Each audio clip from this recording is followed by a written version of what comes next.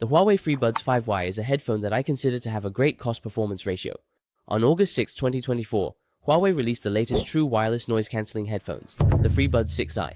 I believe many of you have already seen them or even got your hands on them. There are 3 colors available this time.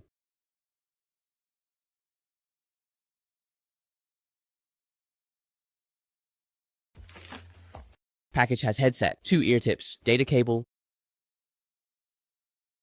From the appearance point of view, the 2 generations are not much different. They are almost identical, continuing the pebble shape of the previous generation. The styles of the 2 earphones are similar, but there are some differences in the details.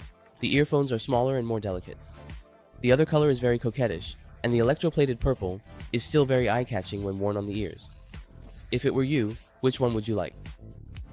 After all that, let's jump right in and listen to the noise cancellation tests in various scenarios using the Huawei FreeBuds 6i and 5i.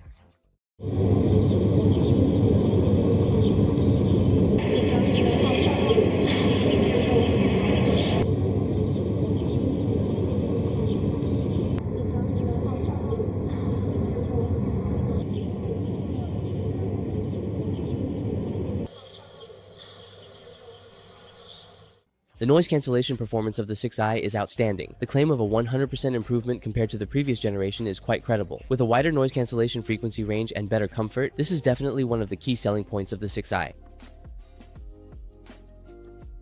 Judging from the data, the left and right consistency of the frequency response curve of Huawei Free86i is good, and the overall frequency response data is natural and smooth. Except for the gain improvement processing at 7000 Hz, there are no prominent parts in the other frequency curve processing. Improving the 7000 Hz range can increase the detail volume of high-frequency instruments. This also helps to average out the overall sense of layering.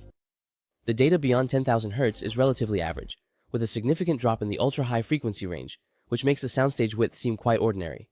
Overall, the frequency response data indicates a sound quality that leans towards neutrality.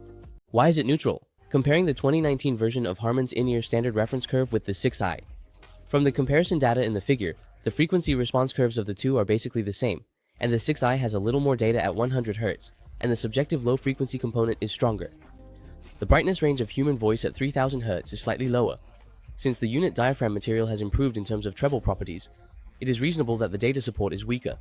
The purpose of the 7000 Hz improvement is to make up for the lack of attenuation of the curve after 8000 Hz. Overall, it is still quite good looking and comfortable. The above is an objective analysis of the normal curve.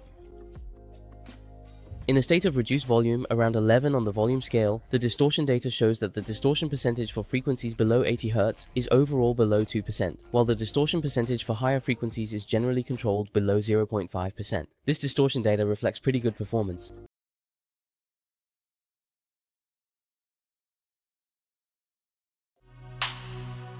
总是梦见云层之上飞过子午线，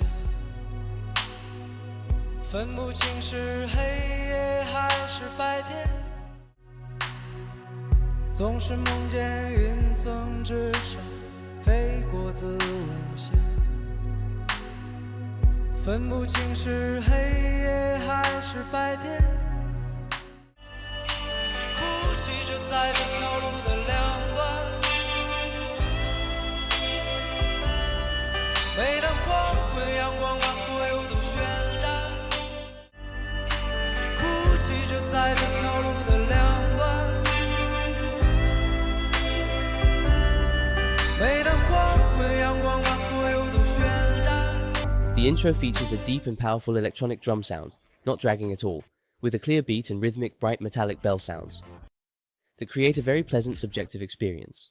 The warm background of the previous month's mix sets a gentle tone, and a rich, smooth male voice resonates in the center of the hall. It has good spaciousness and continuity, showcasing excellent soundstage positioning and spatial awareness. When mixing vocals from different musical sections, it can also present rich details. In life, the Beth Electronic Valley can easily extract instruments like handbells, electric guitars, and shakers. The most eye-catching part is the organ solo, which, thanks to the product's neutral tuning, allows for a light, comfortable experience with a good sense of depth in the soundstage. For this type of songs, it can basically reach more than 8 points, which is an excellent quality performance. This is a product with neutral tuning, thick and round bass, clear vocals with a sense of space, comfortable instrument details, relatively balanced 3 screens, and slightly lacking in production width and high-frequency ductility. Being able to achieve such an effect can already meet universal needs. After a comprehensive experience, I feel that the performance of FreeBuds 6Y is indeed good, especially in noise reduction. If you have friends who are going to buy headphones recently and happen to use a Huawei phone, there is nothing wrong with choosing it at the price of 500 yuan. Finally, I hope everyone will leave lots of comments and pay close attention to us. See you in the next headphone review. Bye.